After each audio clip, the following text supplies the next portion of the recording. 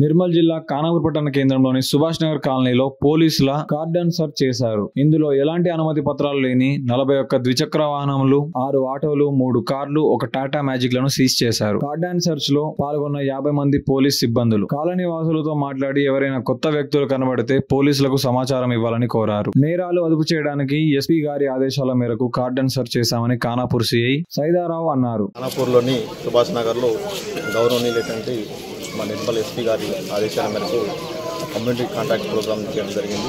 ఇందులో 41 two wheelers, 7 ఆటోలు, 3 కార్లు without number plates, irregular number plates ఉన్నటువంటి వెహికల్స్ని సీజ్ చేయడం జరిగింది.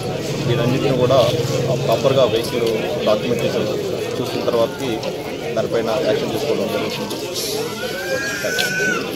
కూడా ఆ సైబర్ ఫ్రాడ్ ద్వారా అనేకమైనటువంటి వ్యక్తులు నష్టపోతూ ఉన్నారు సొసైటీలో. కాబట్టి ప్రతి ఒక్కళ్ళు కూడా బీవేర్ జాగ్రత్తగా ఉండండి. ఇంకోటి ఏంటంటే ముఖ్యంగా ఇక్కడ